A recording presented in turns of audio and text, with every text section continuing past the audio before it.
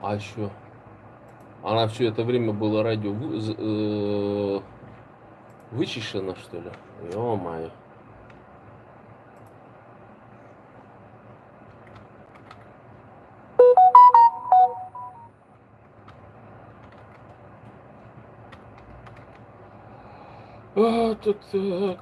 Так.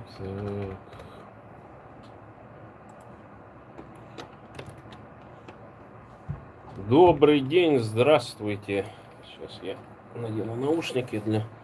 Добрый день, здравствуйте. Сегодня пятница, 25 июля 2025 года. Я, кстати, забыл сказать вам, дорогие друзья, что уже 2 года, как я веду передачу Когито Бурята, более 100 выпусков должно было выйти. Ну, я, в общем, это приведу, подсчитаю, там, файлики, там, и все прочее. Потом подсуммируемся где-то в августе, короче, что за эти 2 года было сделано, там, и так далее. Ну, здравствуйте, сегодня будет больше такая, значит, поскольку мы в среду дважды даже выходили в прямой эфир, в том числе на YouTube-канале, сегодня у нас гость в студии, настоящий правдивый поляк Михал. Михал, здравствуй. Бери микрофон и говори громко. Здравствуйте. Да, чуть-чуть поближе, потому что, ну, я не знаю, там некоторые наушники можешь попробовать, потому что какие-то наушники, в них как будто бы не слышно, я не знаю почему тут. Кто-то, видимо, копался, короче, то есть одни только наушники работают. Ну, в общем, что там? Я что должен слышать? Ну, ты должен себя слышать. Раз. Но я вот тебя слышу. Раз. Ну, соответственно, какая-то проблема с этими наушниками, только вот одни наушники работают. Ну, мы радио, видите, такое, так скажем, работающее как бы на честном слове, что называется. Частенько какие-то происходят проблемы с оборудованием, потому что оборудование тоже не новое, уже больше 10 лет в эксплуатации находится. Ну и потом всякие там российские спецслужбы внедряют всяких там, значит, всякие программы там и так далее. То есть, кто его знает, может, наш сервачок подломали, там, пакостят. Сейчас вот в Рашке там еще какие-то законы вышли, да, по поводу того, что нельзя VPN устанавливать, нельзя там еще что-то делать, поиск какой-то экстремистской информации, короче, да, что даже там вот эти стукачи, типа Мизулины, озаботились, как это мы тут запрещенную информацию ищем, стучим там, значит, а нам теперь запрещено это делать. Ну, видимо, там какие-то поправки будут сделаны, там, видимо, кого-то там уполномочат конкретно искать, либо там же знаешь, какая тема, наверное, идет в том плане, что все это захотят не вложить, а как это, обязать каких-нибудь чиновников, там, знаешь, там, ну, потому что сейчас же какая ситуация, тишь да гладь же там. Ну, в Рашке-то никаких потрясений, ничего же там не происходит, кроме того, как там какой-нибудь украинский дрон прилетит, например, да. А так-то тишь да гладь, и, в общем-то, ну, расслабляются чиновники, там, все прочее, там. Думаешь, это такой кнут, такая щука, чтоб карась не дремал. Ну да, ну можно так сказать, чтобы, то есть, видишь, так скажем, еще проверять на вшивость, а то мало ли там, ну знаешь, как вот работает вроде, да, а на самом деле там вечерами YouTube смотрит, в Инстаграме фотки постит, короче, ездит отдыхать не на Байкал какой-нибудь, не на Приморский край там или на Алтай, да, а ездит в Таиланд загнивающий там или хуже того, например, в Барселону. Понимаешь? Ну, то есть, я до этого знал, что там году где-то в 15-м ввели вот по науке, значит, такая тема, что если ты вот в какие-то страны выезжаешь, типа, короче, ну, будучи ученым, там нужно информировать вот этот отдел, который в Академии наук там сидит, это ФСБшники, возродили. В Совке были такие вторые отделы, по-моему, это так называлось, там сидели на полставке эти КГБшники местные, короче. Ну, и как будто бы бдели за учеными там и все прочее. Ну, вербовали там стукачей своих. Я вот помню, в 2013 году там как раз так проявилось, вдруг ни с того ни с сего со мной беседы начали проводить какие-то там, значит, ученые. Ну, видимо, они в советское время это тоже там ходили, доносили, и там процент, так скажем, стукачей в академической среде или в среде там университетских преподавателей, он выше, чем, скажем, на заводе каком-нибудь, да, типа ПВЗ там или там какой-нибудь Стальмост там и так далее. И в этом отношении, ну, было видно, что им так особо-то неохота там этим делом заниматься, но их, видимо, как старые кадры такие, знаешь, вы же с нами там сотрудничали, там, 63-го года, короче. Вот нужно там провести беседу, короче, написать, ну, знаешь, как это по совке.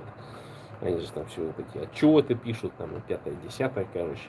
Ну и вот, я там сидел с этими, под бутылочку, значит, там сидел, там это, говорю, что вот с одним там, помню, он такой, не то чтобы глуповатый, так скажем, ну, хороший пацан, там, специалист в своем деле, инженер, но без фантазии, без фантазии.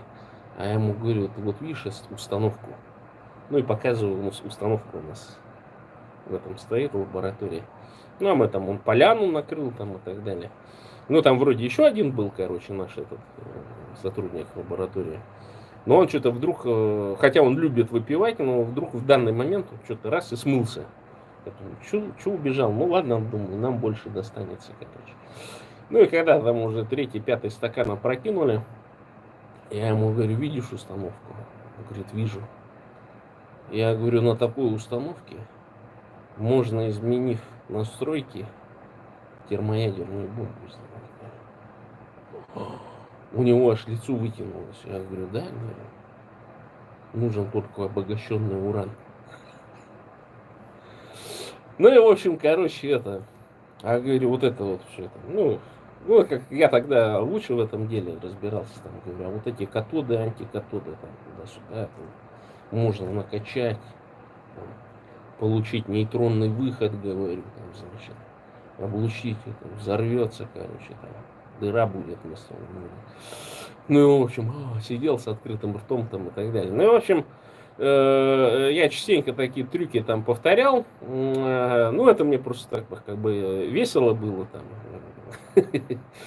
Каким бы, в какую сторону это все выйдет. Но если бы я сейчас, допустим, да, такие же вот это про атомные бомбы, думаю, что буряты там независимая ядерная держава, можем, да, у нас там и уран добывается, короче, методом там щелочного кислотного выщелачивания, короче. Да, нам тут парочка центрифуг или там диффузионных установочек, да, мы там сейчас обогащать будем, да, короче, реактор поставим, плутоний начнем гнать, короче, там, ну, 5-10, вот так вот, за такие разговоры можно было сейчас, наверное, я думаю, заехать, потому что за менее простые вещи, например, люди заезжают на большие сроки, вот как Алексей Бадмаев, например, там все эти мои противницы, так скажем, ну, они не знают, почему противницы, видимо, у них там задание было получено по своим там этим диссидентским линиям, так скажем, что вот этого Халтарова надо гасить, как там, экстремиста-террориста, как там меня еще там называют, мизогинистом еще называют, что я типа такой страшный мизогин. Ну и вот. Правый националист, они, видимо, левые. Да, они националистами себя после начала войны только начали называть. Я даже конкретную дату знаю. Это 8 мая 2022 года, когда здесь в Варшаве был первый съезд, форум свободных народов. Пост России организован, там как раз Илья Пономарев был, ну, представительство, Павел Латушка был. Представительство было мощное, там одна польская организация, она вообще всех диссидентов, которые здесь находятся, собрала. В том числе Нафиска Шапов, там приехали с Прибалтики. Ну, в общем, то есть такое достаточно мощное было представительство. Мне кажется, в плане представительских всяких вещей самый первый форум он был такой, ну, наибольшее количество, так скажем, оппозиционных деятелей себе собрал. И вот там, на этом форуме, я вот конкретно сказал, что буряты хотят суверенитета и независимости. Это как произвело такой эффект разорвавшейся нейтронной термоядерной бомбы. Потому что там в Бурятии вообще тишина, они практически все проигнорировали, за исключением пары блогеров. Там какие-то зетошники, типа там вот этих полудурков стандартных, они там тоже что-то там брякнули на эту тему. А так вообще местные СМИ даже вообще тихо. И вдруг, буквально там через месяц, то есть они до этого там писали статьи в эти, значит, типа в Радио Свобода, там еще что бурят типа вообще нет на Украине. Вот это вот все неправда, что там буряты это, хотя уже, ну, в телеграммах в других там этих, значит, появлялось, что там, ну, вот эта знаменитая фотография, где в оторванной башне там половина или там часть тела вот бурятского танкиста, командира, видимо, да, или он там не в башне был, он был значит, на месте механика-водителя, ну, в общем, погибшее тело, да, это все снималось, естественно, и понятно, что там львовские там высшее военное там училище, значит, политруков там и так далее, которое в советское время должно было заниматься вот этими ИПСО операциями, значит, они там вот это дело подняли, значит, что вот этот миф старательно выработанный в 2014-2015 году о боевых бурятах Путина, значит, вот они подняли, значит, тоже, ну, как бы контр-миф решили создать, что вот эти боевые буряты это не такие совсем живые и так далее. Ну и до сих пор вот это вот вся пошлятина, она, короче, значит, в том числе отравляет украинские мозги там внутри Украины. И отчасти я думаю, что это специально русскомирные, значит, агенты внутри украинского истеблишмента вот этого, они ввели это, что вот мы там типа ну как вот этих русских националистов, да, там всяких там еще царского периода есть, они объясняли отставание Российской империи тем, что они же под игом были 300 лет, типа. Ну и вот типа вот восточное варварство, там вот эти всякие новодворские, боровые там и так далее, тоже про это все болтали, что вот Золотая Орда в Москве победила и так далее. Хотя, ну, исследователи Золотой Орды и вообще, в принципе, исследователи Востока, они говорят, что это вот в 19 веке, когда Китай слабый был, когда Японию открывали там, и так далее. То есть ученым нужно было ради колониальных претензий западных, да, вот это видение европейское колониальное. И вот они придумали о том, что, значит, коварный Восток, там, значит, демонизация какая-то, вот что все политические системы, которые были, они не просто примитивные, а диктаторские, тиранистические, а мы вроде, мол, им несем демократию, просвещение, там, понимаешь, ну, вот эту всю чушь, короче, да. И в этом отношении, конечно, путинская пропаганда, она тоже вот это использует, эти ниточки, в основном у слабообразованного, так скажем, обывателя, да, ну, который после университетов, но почему-то читал книжки там, скажем, 19 века, а не читает книжки 21 века уже после военных там, исследователей различных, где там четко описывается о том, что насколько в той же Золотой Орде был демократический режим, что хан Золотой Орды практически ничего не решал. И, собственно говоря, из-за вот этой олигархической такой кочевнической системы, потом Золотая Орда и вообще, в принципе, вот эти вот все ханства, они распались. То есть последующие завоеватели, они просто часть олигархата перекупили, дали им какие-то феодальные преимущества, там раздали там холопов, земли где-то и так далее. То есть и они легко и быстро ассимилировались. Золотая Орда, она исчезла не потому, что их там всех перебили, а потому что Иван Грозный там 400 или 500 значит, вот этих татарских мурс перевез куда-то в Подмосковье, дал им там села вместе с холопами, дал им территории, даже было такое Касимовское княжество, где оно было формально независимое, да, но они потом ассимилировались просто, исчезли. Дворянство, это же в основном как раз таки рабы. Ну да, они просто выкрестились, и естественно, что где-то там имели предков Золотой Орды, причем Там же ситуация была такая, что поскольку лидирующей верой был ислам, и если вот какой-то претендент на трон выкрещивался, то он не мог уже занимать ханский престол. И таким способом, чтобы... Ну, там была такая вот ерунда, великая замятня, или как она там называется, что когда огромное количество... Ну, то есть там каждую неделю чуть ли хан не менялся. И вот чтобы выжить просто-напросто, они выезжали в Москву и крестились, короче. Давали присягу русскому царю на служение, им давали соответствующий титул, который они занимали в Золотой Орде. Ну и таким образом просто московское государство за счет вот этих ренегатов, татар, оно, кстати, и усилилось.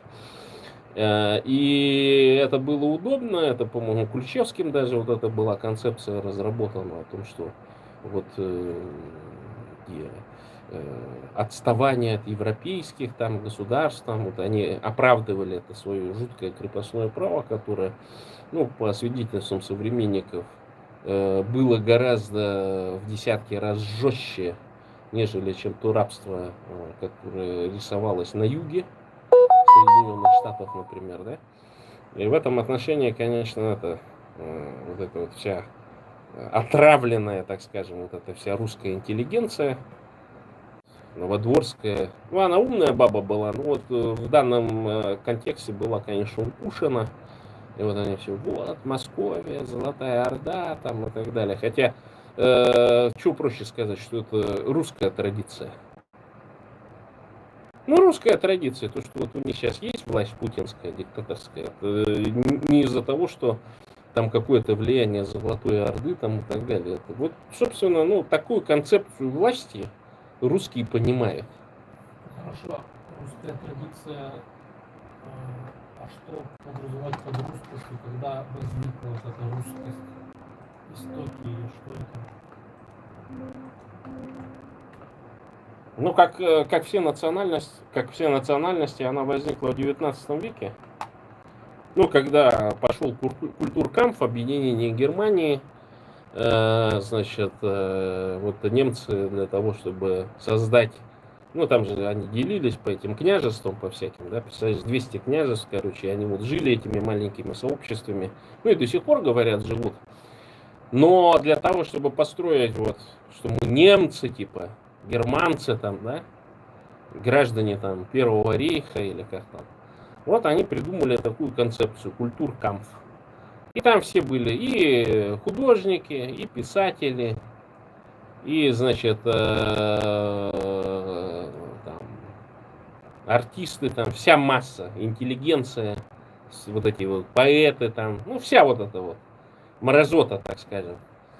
И они все работали над одним вот этих народных героев, поднимали вот эту сказку о Вильгельме Телле, значит, там начались большие исследования по поводу германцев, да, то есть создавалось то же самое вот это вот русские художники 19 века, они же тоже вот в эту концепцию попали, вот эти псевдо, значит, там бояр выдумали, вот эти вот одежды, значит, вот эти картинки, там все прочее, хотя я более чем уверен, что все богато там жили, знаешь, золотых кубков пили, там жизнь была такая замечательная, короче, вот тогда-то, давным-давно, да, знаешь, вот эти Илья Муромцы, вот это вот три богатыря, там все прочее, это же вот оттуда все происходит. Кстати, Из культуркамфа. И вот то же самое с китайцами. Вот с китайцами гораздо более показательно, потому что ханьцы, вот, да, ханьцы. Сейчас говорят, там, миллиард 200 это ханьцы.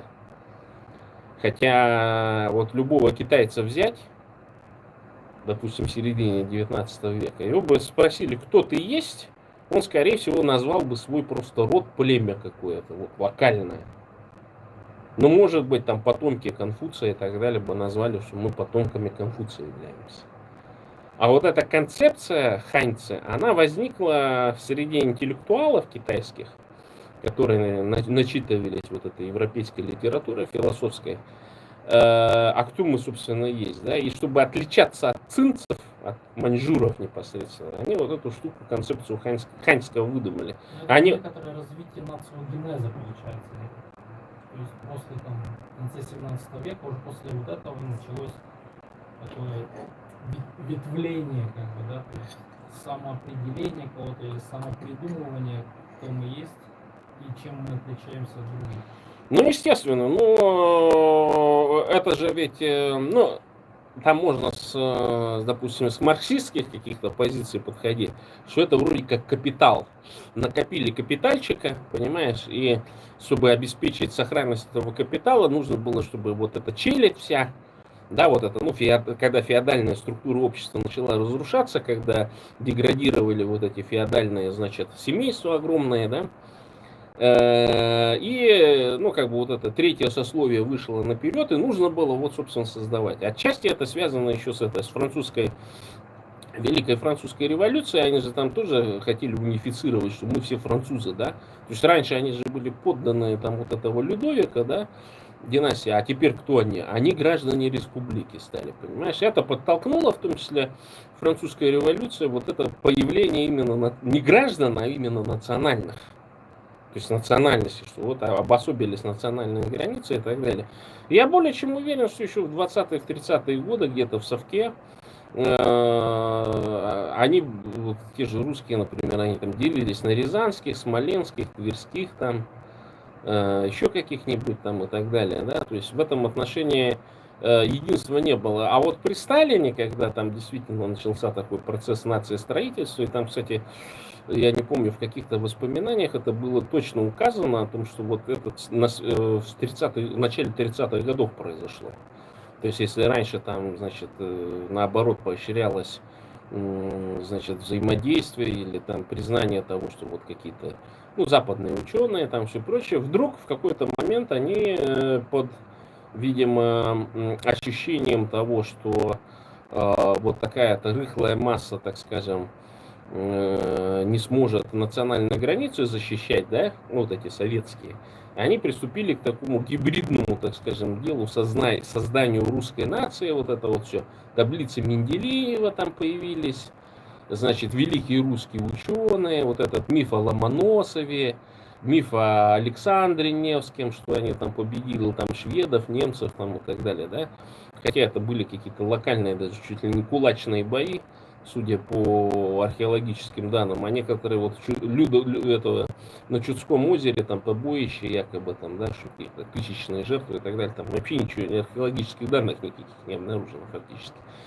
И в этом отношении, естественно, что вот это мифотворчество, оно весь вот этот Советский Союз и продолжалось. Я вот когда говорю о том, что у нас же вот, ну, бурят есть такие подмонголисты, причем это не те, которые там в 20-е, 30-е годы действовали, да, это именно те, которые появились в 70-е годы. У них основная там заточка на синофобию. Вот китайцев не любят. Вот китайцы, да, понаехали. Я говорю, а что, какая разница? Я говорю, ты же азиат, и они азиаты, говорю, посмотри, как Китай живет, и как ты живешь под русским игом. Ну и вот у них тоже вот это заточено. Да вот, да Чингисхан, да это. Я говорю, да ты знать не знаешь вообще, как там политика в то время проходила. Потому что ты таких сложных книжек не читаешь, начитался там всяких форумов там и всяких шизофреников, которые... Ну, я встречал таких людей, которые, ну, знаешь, они прям вот увлеченные такие. А я потом думаю, однако у них это просто, ну, какое-то психическое расстройство. Там, например, он действительно себя воспринимает эманации, там, воплощением, там, например, какого-нибудь потомка там Чингисхана или какого-нибудь значит, Батора, там, чингисовского там, полководца какого-нибудь, Субэдея там, например, или Дзелме там, или еще кого-то, да, знаешь. Но и вот это вот заточка на ксенофобию. И сейчас вот тоже 21 числа была там этот вопрос, ну я задал, ну что вот будет там, если это там, значит, типа вот все национальные движения, значит, ставят обретение независимости с победой Украины над Россией. Я говорю, ну конечно, ну там то ли белорус, то ли кто ли такой с ехидцой задавал вопрос, а если Украина проиграет, типа. Ну я вышел, сказал, говорю, ну если даже Украина проиграет, она все равно выиграет. Ну, не стал дальше как бы углублять вопрос, потому что там еще на пару минут, и мне сказали 2-3 предложения. Ну, я сказал следом, говорю, что Тем не менее, говорю, вот у бурят впервые за несколько веков появилось, значит, несколько тысяч бурят-воинов с опытом убийств, с военным опытом, с опытом командования. Я говорю, они же никуда не денутся. Я говорю, и вот среди них может возникнуть желание острое, допустим, о получении независимости, например, Бурятия, это Енисея, да, ну, возьмем все это. Алюминиевые заводики возьмем, Каскад ГЭС возьмем, Красноярск 19 возьмем, золотоносные, значит, Бодайбо возьмем, значит, Тугнуйский угольный разрез возьмем. Ну, то есть этим людям как раз вот. Был он никем, а в Бурятии от Енисея до Амура станет всем, короче. Совет директоров начнет возглавлять, например. Сразу живые деньги, доллары, иены, юани пойдут. Ну, такая раздача угодий. Ну да, а как в чисто феодальном таком смысле, контексте. А что там? И, то есть я же говорю, что, ну, это такая подколка была, наверное, типа, вот вы там это, что там, значит, вот Украина вроде одна сражается, там надо второй фронт открывать и так далее. Я говорю, ну просто я говорю, вы не знаете бурят, а я знаю, говорю, никакого второго фронта не будет. Может быть возникнуть трудовой фронт, так скажем. То есть, если, вот я сейчас слушал у этого Дудя, там у него 15 миллионов, оказывается, подписчиков, я аж офигел, короче. Ну, раскручивают канал, то есть, если серьезно бабки вложить в канал, и мой канал Когита Бурята тоже, там 100-200 тысяч наберет, про этих проблем-то нету никаких. Ну да, ну там серьезные бабки вложены. Я думаю, что. Я думаю. Не, он там брал интервью у Майкла Макфола. Это профессор. И он четко там поясняет, что в США есть два типа дипломатов. Есть профессиональные дипломаты, которые обучены этому. А есть так называемые политические дипломаты. То есть вот президент берет своего друга, например, или кого знает, например, ну ты, говорит, в России там работал там и так далее, как бы даже не член там демократической партии, но он его лично знает и говорит, поедешь туда в Москву послом, короче. Ну а там, как в любых сообществах, да, тебе предлагают раз это предложение. Понимаешь? Конечно, ты будешь дураком, если откажешься. Но он поехал в Москву, там сколько-то возглавлял, был знаком и со всеми вот этими. Ну, он рассказывал, как там дипломатическая работа происходит, что он со всеми этими, значит, причастными к власти общался, непосредственно дружил с Навальным и с Немцовым и сказал, что оба из них они были убиты. Значит, ну, хотя там Навальный старательно избегал, значит, контактов именно с Макфолом, когда он был послом. То есть они начали встречаться уже после того, как он посольское кресло покинул. И Макфол четко сказал, нам нужно работать над миграцией, над визами. Ну, коллективному Западу, США и Европейскому Союзу, короче. То есть для того, чтобы ослаблять режим, в том числе вывозя людей. Я говорю, та же тема, которую я двигаю. Что буряты должны мигрировать в США. Но мы должны создать тоже со своей стороны, находящиеся здесь в Европе, такие условия, такие возможности, в том числе для сателлитов этого путинского режима, которые, ну, сейчас они, может быть, обласканы режимом, а сейчас же, видишь, огромное количество вот этих дел-то. Там какого-то губернатора арестовали, этот министр Старовой там пулю в башку пустил. Ну а что ты думаешь, он почему Старовой себе пулю в башку пустил? Это перенервничал? Нет, потому что просто он, видимо, был не он пустил себе, а это То есть преподали. Из окна выпадают люди же. Они не сами выпадают, правильно? Это люди прокладки, которые много знают, много каких-то делали операций.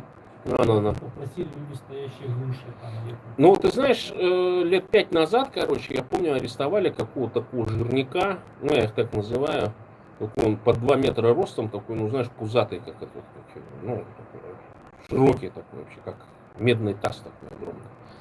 Так у него выгребли 2,5 тонны золота, короче. Ты прикинь, это столько, сколько Республика Бурятия официально в год добывает после аффинажа.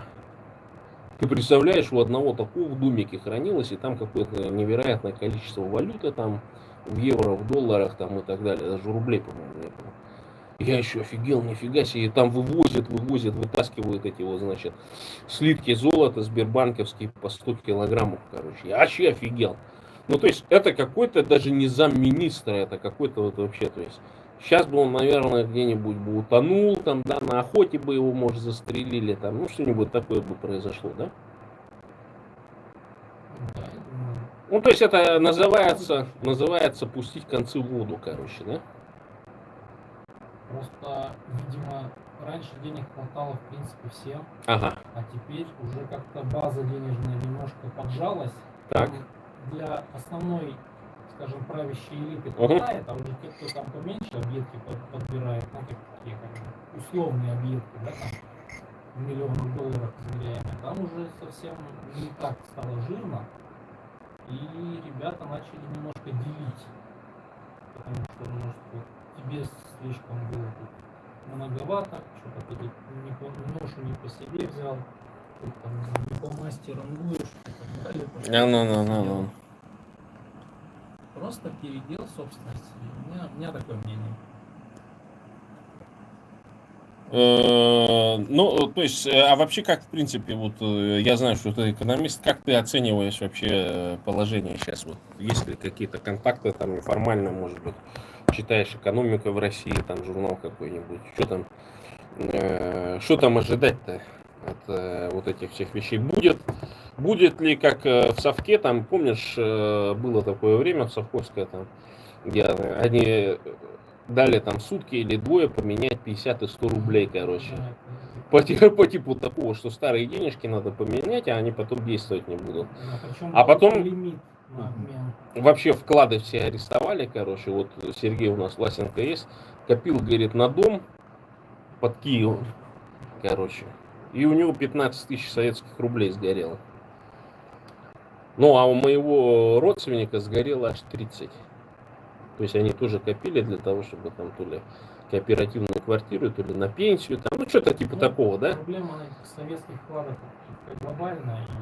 Не, причем самое интересное, я же знаю, когда стоимость не корпоративной, это кооперативной квартиры, она где-то была 3,5-4 тысячи советских рублей. То есть это что-то очень дешевое было.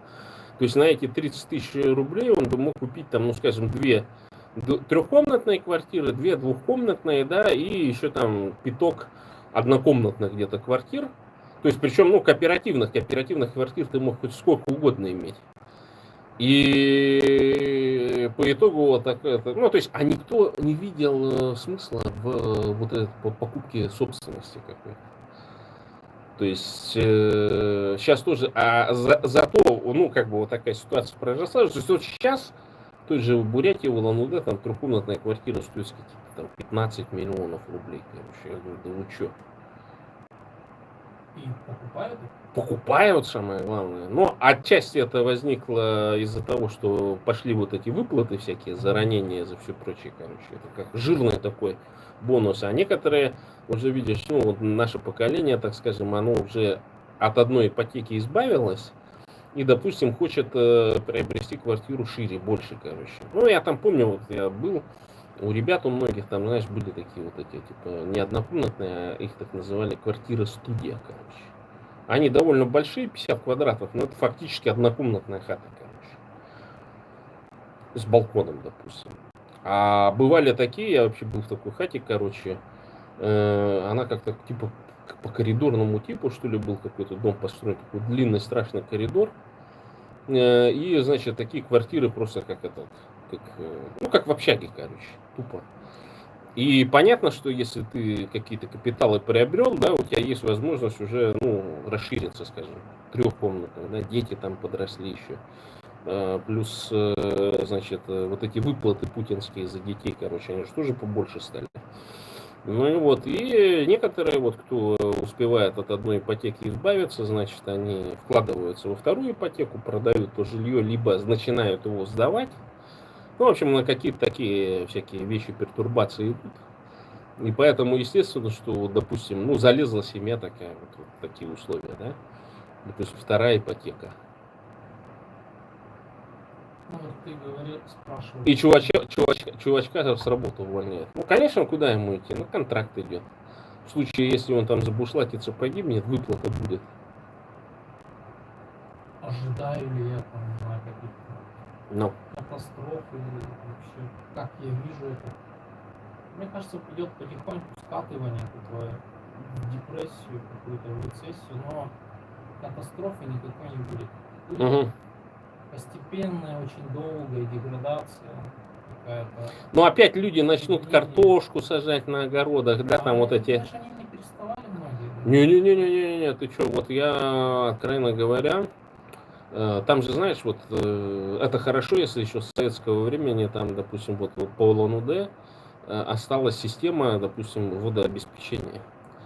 И я помню прекрасно, там были такие, значит, где-то дачные поселки, да, которые, ну, их разворовали полностью, растащили буквально. Там, ну, просто приезжают люди на машинах, даже не стесняются, короче, там начинают просто тупо разбирать. А дома же там были построены из говна и палок, как говорится.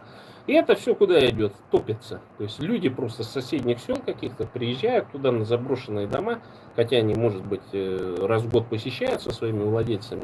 Но почему они перестали ездить? Во-первых, туда ничего не перестало ездить, короче, транспорт перестал ходить. У многих оказалось, что нет возможности просто туда ездить, да, нужен собственный автомобиль. А во-вторых, там всю инфраструктуру в 90-е годы своровали, например, которая обеспечивала полив.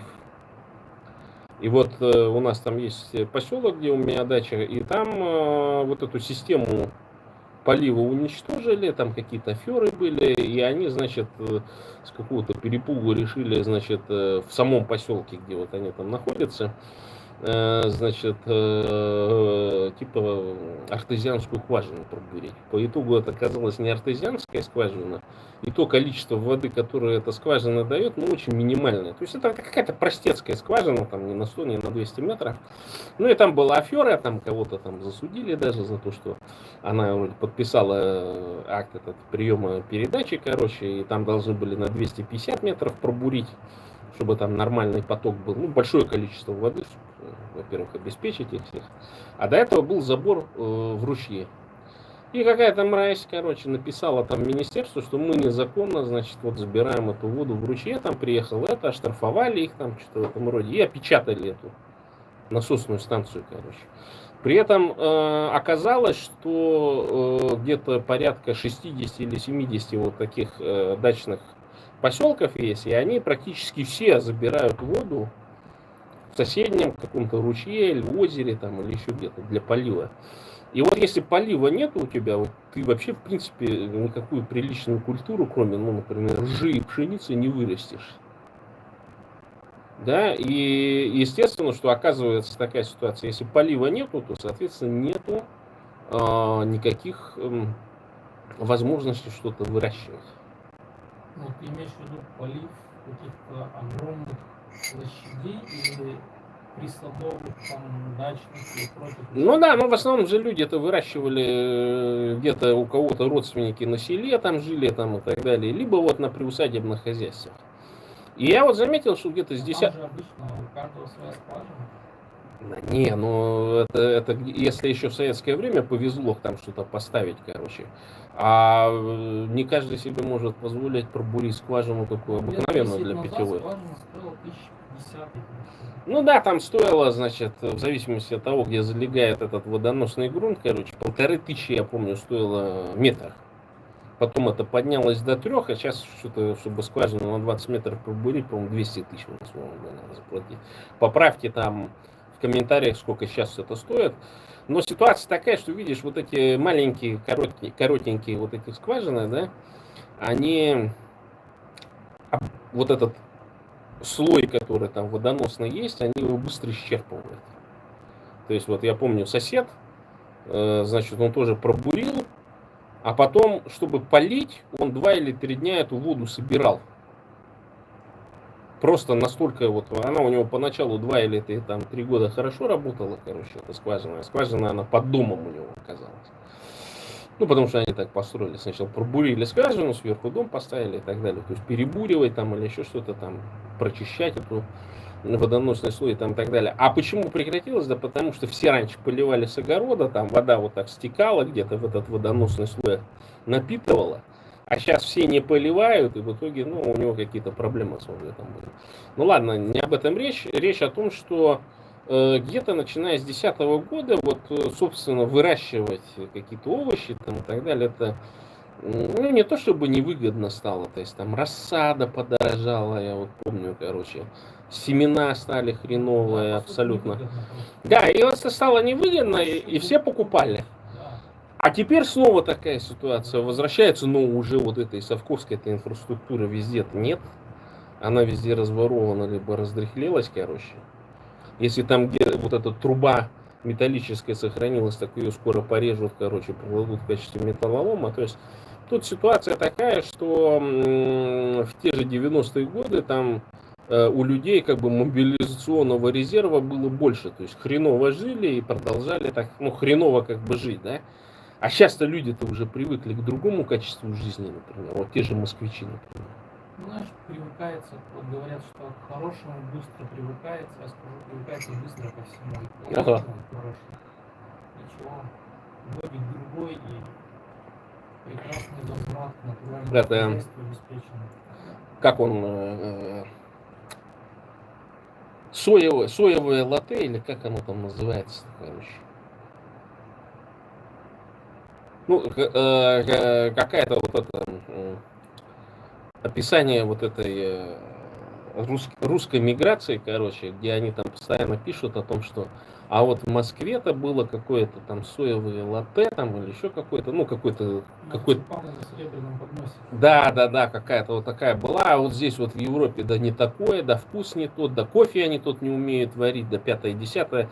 Ну, то есть это вот такая чисто москвоцентричная тема, короче, то есть вот эти все боссы, я их называю, короче, это все лимита вчерашние, короче, вот этих соседних регионов, они получили там, ну, чуть-чуть такой жизни, кстати, да, ну, это они приезжают сюда там без особых капиталов, то есть, потому что я здесь встречаю россиян, так скажем, которые еще там в 2000-е или там в 90-е годы сделали капиталовложение, здесь дома, квартиры купили, все это время благополучно сдавали, а когда появилась возможность, значит, они сюда чик, арендаторы выселили и сами тут живут.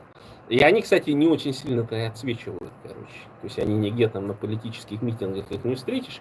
Правда, пару раз я таких встречал, вот когда там Навальный помер, еще было какое-то там мероприятие, и там неожиданно вдруг много вывалилось плакатами людей под русское посольство. Я так еще удивился, думаю, обычно же ходят какие-то там потертые, так скажем, эти потертые россияне какие-то ходят, короче, а тут надо же какие-то такие, видно, обеспеченные, там, хорошо сидящие. И в этом отношении это, конечно, я так понимаю, что какая-то часть московской оппозиции, она денежки-то накопила за это время. Они еще хоть 10 лет могут здесь в Европах просидеть, не работая, и, в общем-то, сопротивляться. А вот что делать, вот, допустим, представителям национально-освободительных движений? Вот вроде у нас там, ну, действительно хороший вопрос, идет борьба, но она такая вяло текущая, скажем, борьба. То есть, потому что, ну, я вот, например, предлагал проект о том, что либо здесь, в Варшаве, либо в Киеве там сделать такой канал, который бы там 24 часа на всех этих, на всех парах бы разгонял, короче, ну, мультиязычный по регионам, там, Тыва, Бурятия, Саха, Кавказ там и так далее. Ну, то есть своего рода альтернатива вот этой радио свободы, короче. А сейчас-то, когда радио свободу закрыли, это же еще более актуальное становится. Но недавно вот украинский МИД выдал такую вот хрень о том, что, ну, типа, Украина не должна заниматься вот этими внутренними проблемами России, типа, разжигать там, ну, и что-то там на распад там России идти, там, все прочее. Ну, это МИД такой вот. Это, да, там он такой вот этот, сейчас я тебе даже прочитаю. Очень интересно.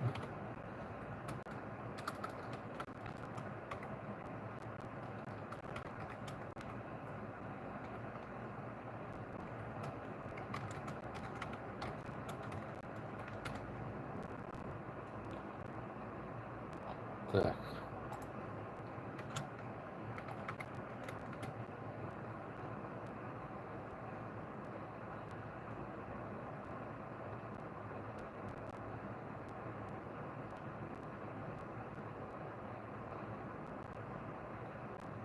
Ну, в общем, я это прочитал. Сейчас я тут в Телеграме у Курбского есть такой деятель свободного Дона. Сейчас зачитаю там. Ну,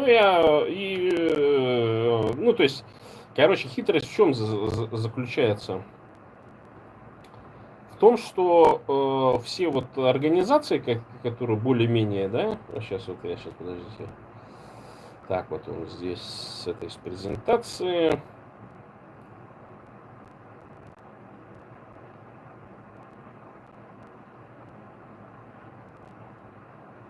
Так.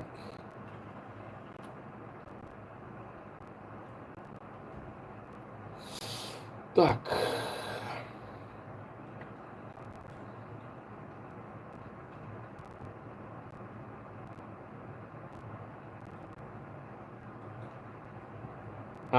Вот. Министерство иностранных дел Украины выступило против поддержки национальных движений, значит, завоеванных Москвой народов. И, значит, я не знаю, чем это вызвано, в общем. Ну, то есть, либо это такой тонкий намек на толстые обстоятельства, на том, что, видимо, какая-то, значит, там, ну, я не знаю, там, ястребы, так называемые, они, видимо, приняли там где-то решение, короче, внутри Украины. А, кстати, что ты думаешь по поводу того, что Зеленский вот эти подписал законы, ставящие две организации, которые раньше занимались независимо, значит, против коррупции? Как ты думаешь, что это значит вообще? Ну, с точки зрения вот такого. Я, честно скажу, не знаю, но с одной стороны, у меня есть как бы с разных сторон такой нации и взгляды. С одной стороны, когда идет война, то никакой там демократии, вот этой всей игры, ценности европейские быть не должно. То есть недаром, да, был Цезарь признан, как бы, такие классические примеры. То есть, когда у нас мир, покой и благоденствие, то у нас демократия, все хорошо. Когда у нас кризис, у нас жесткая диктатура. Вот, с одной стороны, можно посмотреть вот так. А с другой стороны, ну, появляются слухи такие постоянно, насколько они правдивы, неправдивы. Я думаю, скорее всего, что они неправдивы. Потому что Зеленский там какой-то страшный коррупционер, что он там что-то вообще все продал уже и вот это он делает, чтобы свою, так сказать, задницу обезопасить.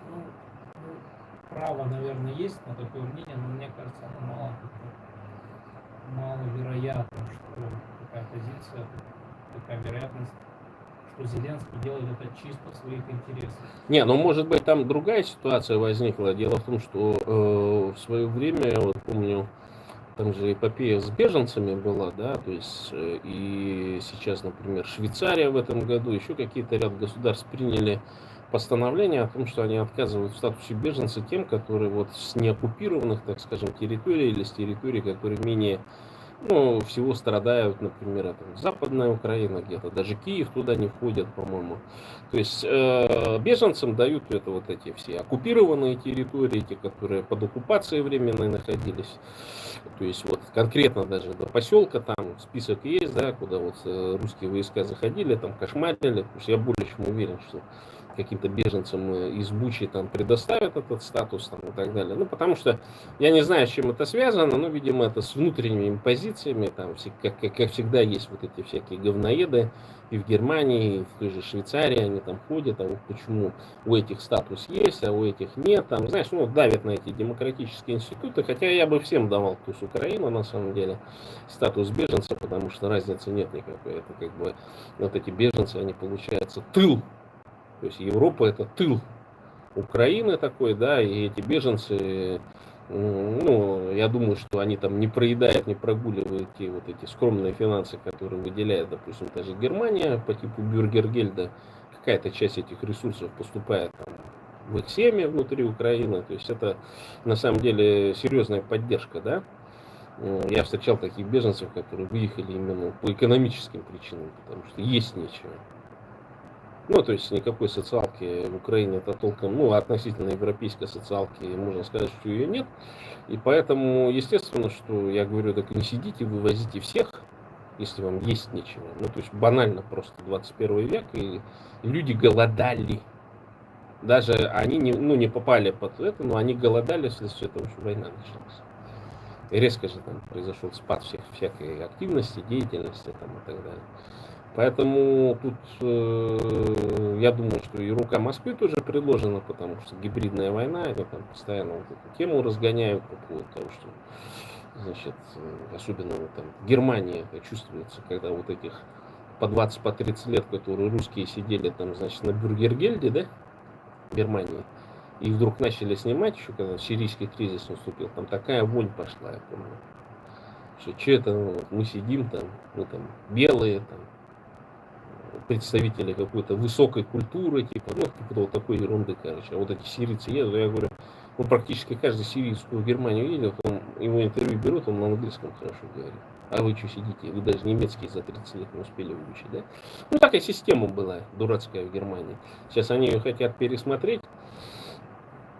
И не знаю, как в лучшую, а может быть, в худшую сторону ее завернуть.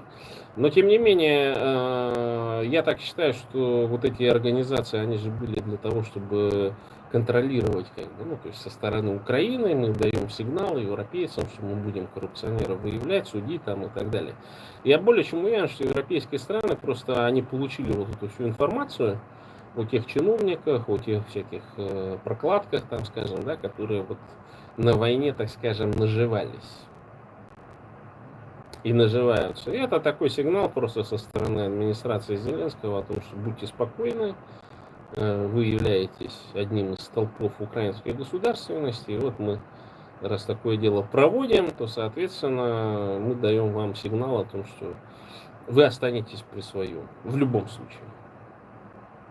То есть это такая построение такой вертикали, как бы, Зеленского власти. Подачка такая элитам, да? Ну, не только, не всем элитам. Я думаю, что там коррупционные мотивы в Украине, они там гораздо более, больше, знаешь, похожи, как в сериале «Клан Сопрано», короче.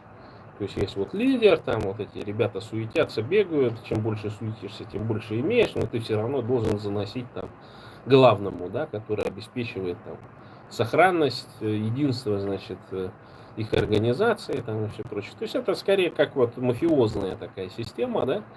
И в этом отношении я абсолютно не критикую модель государства, потому что я более чем уверен, что мы, когда буряты будем устанавливать независимость и суверенитет Бурятии, у нас должна быть такая же организация. То есть, правда, там будут, я так планирую, что будут в этом задействованы рода и племена, потому что одним из таких, так скажем, мыслей моих насчет того, как будет Бурятия управляться, это должна быть военная демократия. То есть каждое племя вооруженное, имеющее армию, флот там и так далее. А насколько сильны в Бурятии родоплеменные связи? Разрушаются. Они разрушались, ну, то есть постоянно. Но их нужно неизбежно, то есть при, значит, ну, они там вот эти дурачки-то всякие там, политическая нация, там еще там всякий бред там гонят, короче. Я говорю, ну тогда вы, говорю, бурят под это дело не соберете вместе. Потому что он и сейчас, тот, кто имеет, он и сейчас имеет. Зачем ему там что-то где-то там суетиться, там подставляться, да? А когда ты уже говоришь, что племя будет управлять той территорией, откуда вы происходите, да? Всеми предприятиями, всеми там людишками, которые там на этой территории окажутся и так далее. Это некоторая модель Южной Кореи, кстати говоря. Да, это то же самое. Чеболи вот эти, значит, дзайбацу, которые в Японии там. Там же то же самое, там модернизация произошла, и те же лидеры кланов этих, они же при своем до сих пор остались. Они там вот этих княжеских титулов лишились, там вот это крепостное право, которое было, оно тоже, ну, как бы отсутствует. Но тем не менее, все вот эти вот потомки, так скажем, этих высокого уровня самураев, они, может быть, с замков съехали, короче, но золотишко в банках, там, в виде инвестиций и так далее, у них там все имеется. Поэтому, я говорю, нужно азиатскую модель применять, потому что все вот эти европейские, значит, движухи, они, ну, просто ну, кроме как разделения власти, например, да, на три ветви, вот это да. А вот эта демократическая, как скажем, конституция, например, она тоже нужна, естественно. А вот в плане экономического, военно-политического взаимодействия, там, конечно, нужно чисто азиатскую модель делать. Я так считаю.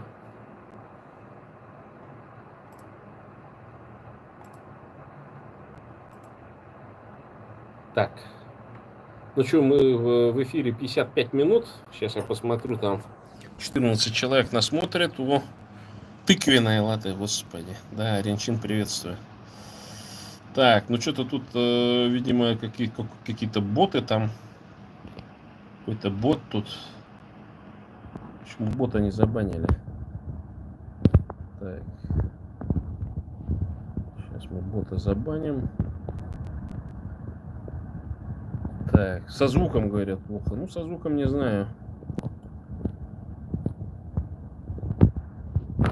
Вполне возможно, что сеть плохая просто.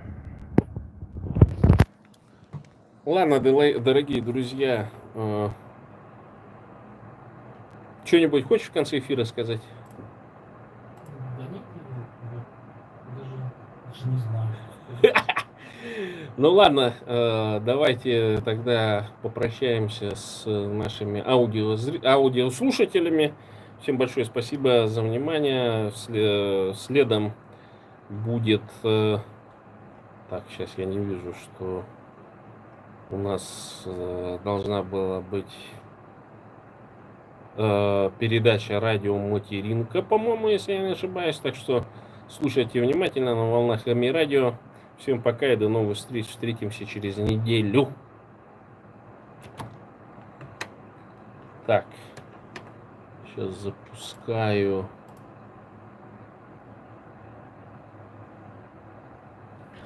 Ой, фу. Ну а с вами, дорогие зрители, с вами, дорогие зрители, что там? Так.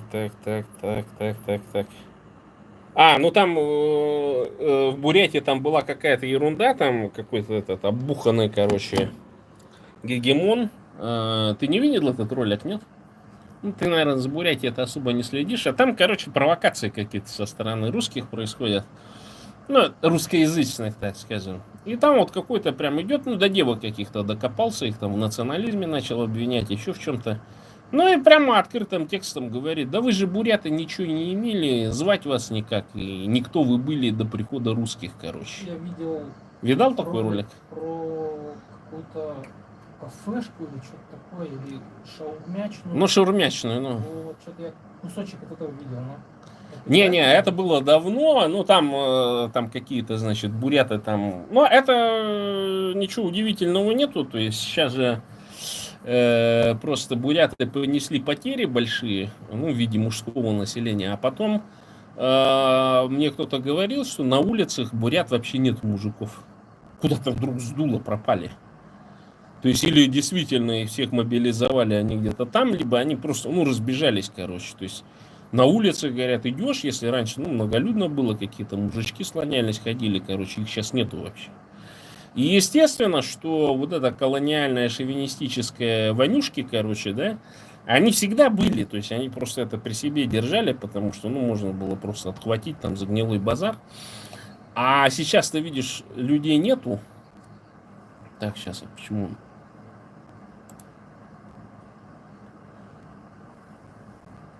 Ага, сейчас.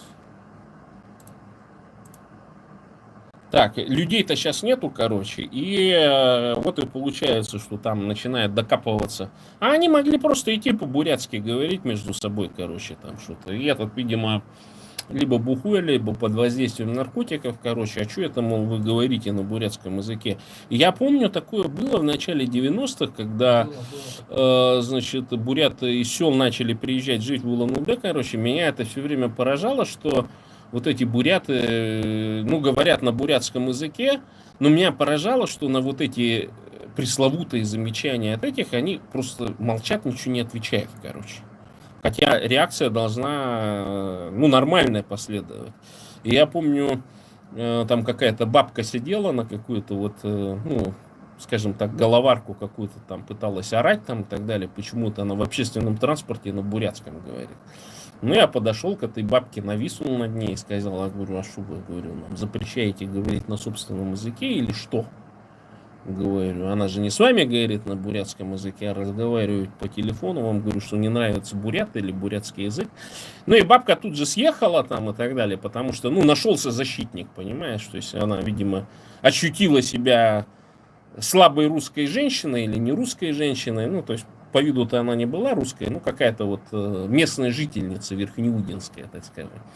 И вот это нужно выбивать просто-напросто. Я не знаю, как в ТВ это было, там, я думаю, таких вопросов русские там не задавали, потому что каждый тывинец и каждая тывинка, они, видимо, носят нож. А мы, как мы знаем, тывинский нож быстрее пули, и поэтому на подобное замечание Ваня бы мог и без языка остаться.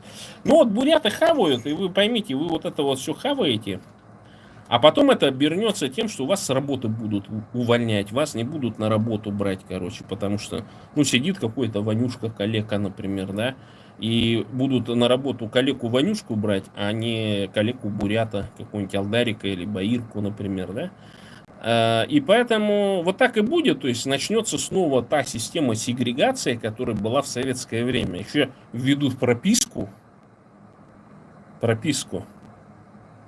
и еще и запретят свободно перемещаться. Вот еще такая, я думаю, что такая схема даже будет следующая. Систему ведут. Да, то есть, а потому что, ну, село-то оно практически же полностью вымерло, и эти же сигнализируют о том, что там не хватает там сколько-то миллионов рабочих рук. И говорят там, ну, договорились с индусами, что там будут вот эти какие-то, ну, видимо, там есть тоже проблема с перенаселением в Индии, и какие-то, видимо, касты сильно увеличили свою численность. И, по-видимому, вот эти низшие касты, там же еще касты делятся на касты еще свои, и там в кастах есть подкасты какие-то. И поэтому там мобилизационный, так скажем, трудовой ресурс очень высокий. Вот, например, белорусы пакистанцев хотят у себя видеть. Но я думаю, там еще причина это еще и другая, потому что, там, скажем, в Беларуси, наверное, тоже такой оказался переток. Там мужички, которые более-менее способные, они либо в Рашку свалили, либо свалили куда-то в Европу. Ну и там девок полно, которые не рожают. А если там 200-300 тысяч появится темненьких, темноволосых, значит, пакистанцев, то там, может быть, численность начнет расти худо-бедно, не? Как ты думаешь? Все может, не знаю. Вообще, в Беларуси было довольно много китайцев, но они так очень компактно в местах каких-то больших проектов. То есть там строят какие-то станции, не знаю, здания, заводы, дороги, и вот там буквально ты едешь, и там стоит такой городочек палаточный, такой, знаешь, построенный на скорую руку. Ага. И там вот живут эти китайцы, они работают на соседнем проекте, мегапроекте каком-то большом. И можно наблюдать будет такую картину, когда вечером закончился рабочий день, например, едешь по трассе, и просто вся трасса вот так вот по очереди, как бы, такая цепочка идет, человек там 200, идут в ближайшее село, которое там 2-3-5 километров, идут в магазин там за закупками. И так вся дорога вот этих китайцев. Так идут потихонечку в магазин за продуктами. Так что китайцев там, ну, 5-7 лет назад было довольно много, но они были компактно. Не, ну это традиционно, это даже вот в Бурятии на стройках они прям там жили. И фишка в чем? В том, что я думаю, что там, знаешь, даже ограничения какие, не того, что там китайцы не хотели бы так жить. Еда. То есть китаец, он привык к своей региональной кухне, короче. Я вот помню, я был в Чанчуне, и там был, то есть если вы хотите путешествовать по Китаю, экономно достаточно, надо арендовать, часто в кампусах есть гостинка для иностранных студентов, но она действует еще просто как гостиница. И там очень удобно арендовать, потому что даже летом на кампусе работают вот эти студенческие столовые, где, в принципе, за 5 юаней можно пообедать, позавтракать и поужинать. Не за 5 в целом, а вот каждый раз по 5 юаней. То есть это очень дешево. И при этом там будет очень разнообразная кухня, в том числе меня удивило, что там есть кухня куэйская, то есть вот эти мусульман, халяльная.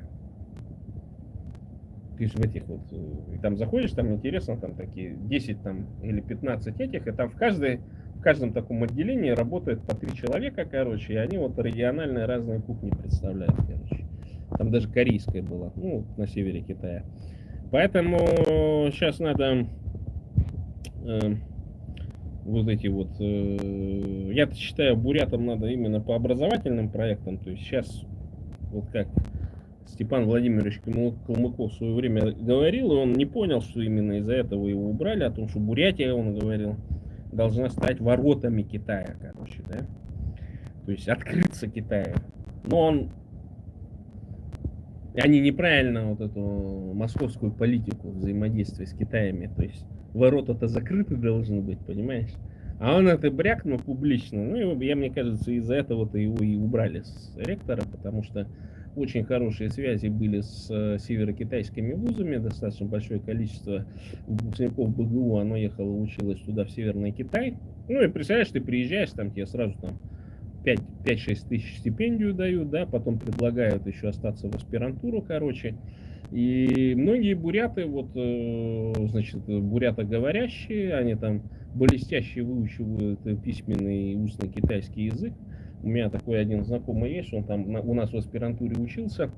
Ну, параллельно думал заканчивать это, но, видимо, все-таки остался в Китае. Там сейчас закончил китайскую аспирантуру, я более чем уверен. То есть, ну, и вот из этого нужно, конечно, извлекать определенные, так скажем, преимущества. Корея для работы.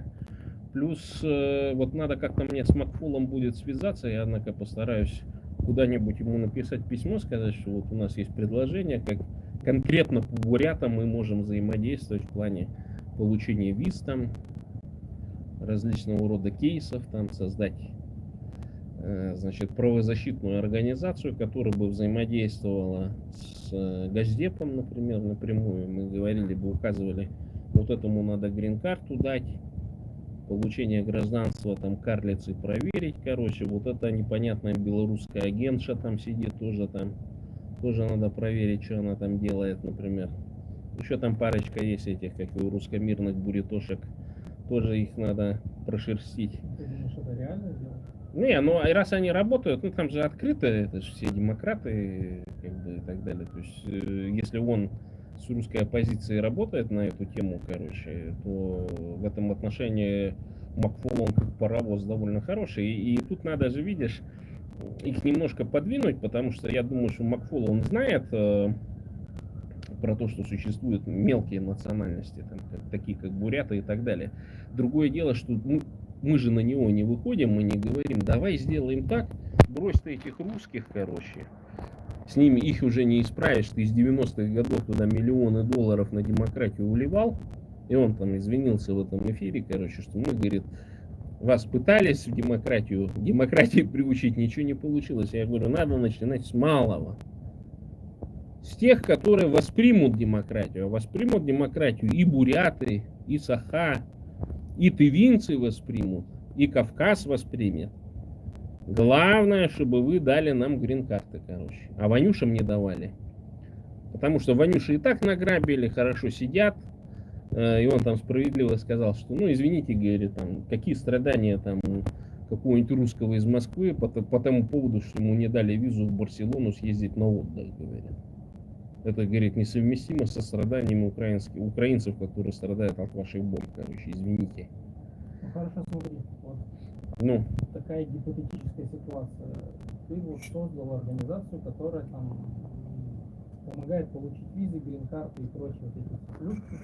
образование и все прочее. Люди поехали, Люди с этим. вот, скажем, люди поехали там в Тува, Якутия, Бурятия, Ну. там, Башкирия, не знаю, кто угодно. Ханты, там, Манси, все поехали в США, получили образование, работу, там, что. Да. И что дальше? Ты думаешь, они захотят обратно вернуться? Или им будет интересно, что там происходит? Смотри, вот Корея, да? Ну, то есть мы говорим, вот кого мы имеем в виду, вот, которые в 90-е, в 2000-е годы уезжали? Вот по бурятам я точно скажу. Практически отсутствует рабочий класс. Практически отсутствует крестьянство.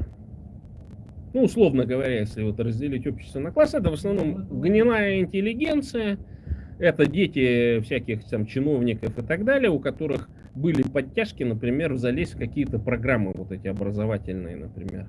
Я точно знаю, что огромное количество вот этих сблатных школ в Улан-Удэ и так далее, они по программам обмена катались и все прочее. Ну, у них стартовые возможности просто были выше.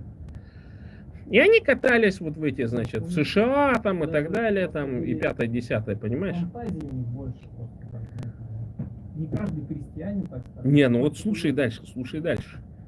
И как, например, вот этим простым гражданам, так скажем, обывателям, доказать преимущество демократии, когда вот такой сгонял, там отучился, не смог там нигде пристроиться в силу того, что там другие просто нужны качества, отличные совершенно для того, чтобы продвигаться по службе где-то в России и так далее. Там же что-то дети чиновников, они яблони от яблони недалеко падают, они не обладают там нужными, так скажем, свойствами для того, чтобы в Америке. И многие там, кстати, вот тоже, которые приехали, думали там через задницу, через эти всякие там, ну, там по ушам катаются, вражки там полно таких встречал там.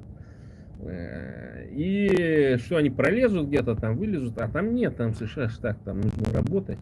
Да, все хорошо, ну ты давай работай, короче.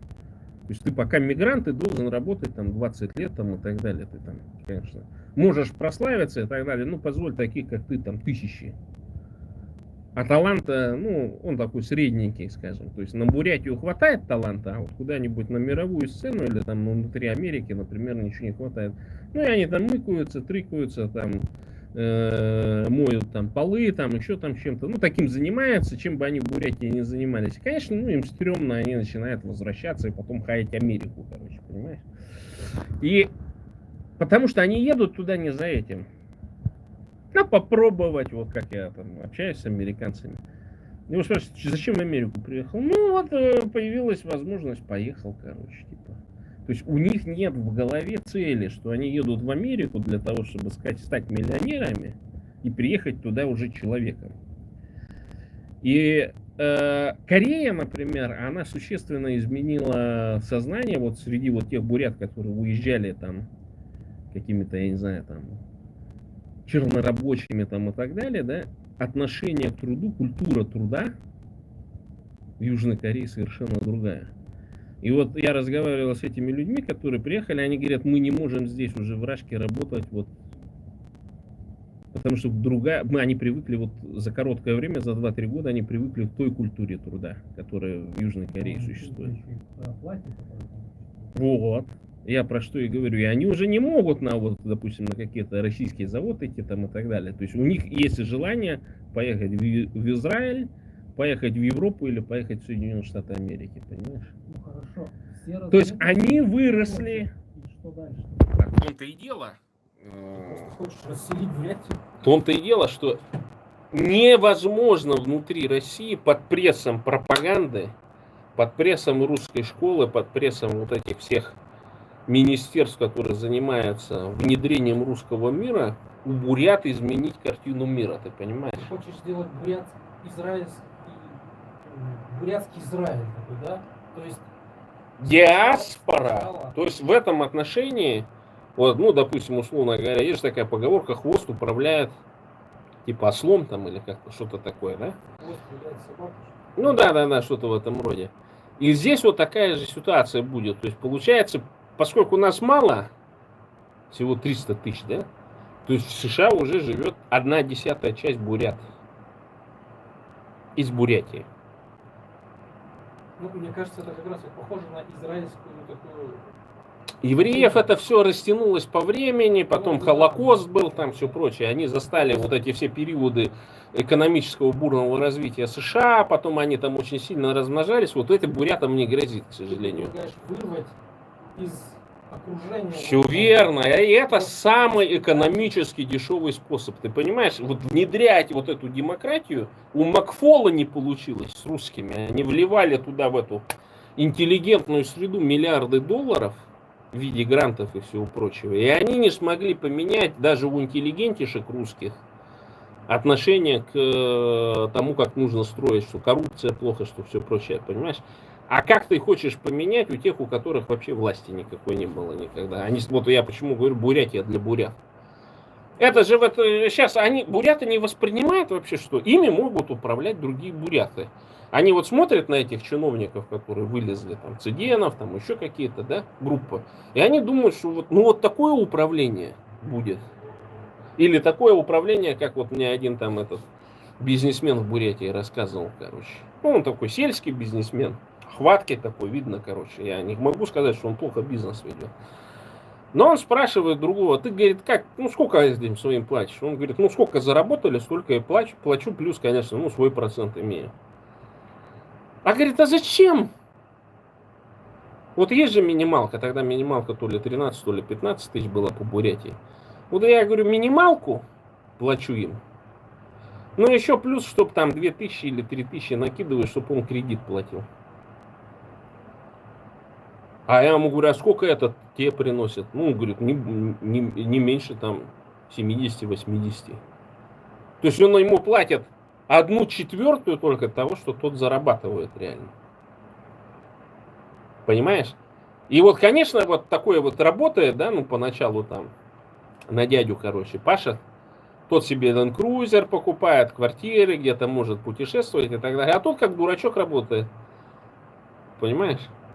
И как ему вот внедрить, что, извини, дружок, ты капиталист становится, местный богаче, короче, да? И он никогда, вот этот предприниматель, не скажет, что мы будем справедливо оплачивать. Раз этот согласился на такую работу, и возникает вот такая система рабская. Понимаешь, когда этот не хочет, потому что, ну, зачем дурачки есть? И тот не может, потому что не знает, как в других странах работает. И естественно, когда такой, там, женится, детей рожать надо и так далее. И вот это вот русское государство, оно позволяет вот такому виду бизнеса существовать, так скажем.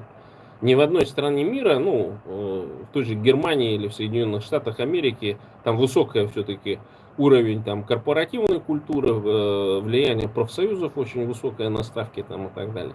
То есть и там привыкли люди, чтобы люди должны за свои права бороться, короче. Ну, как следствие, меньшее расслоение общества.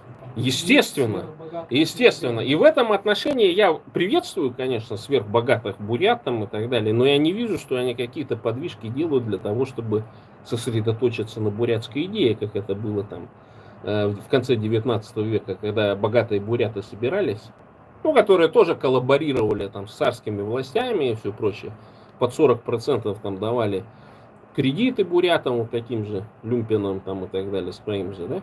Но они создавали школы, они отправляли самых талантливых бурят на обучение. Некоторые даже уезжали там за рубежом учились, и в Германии, и в других странах, понимаешь. Вот это было все.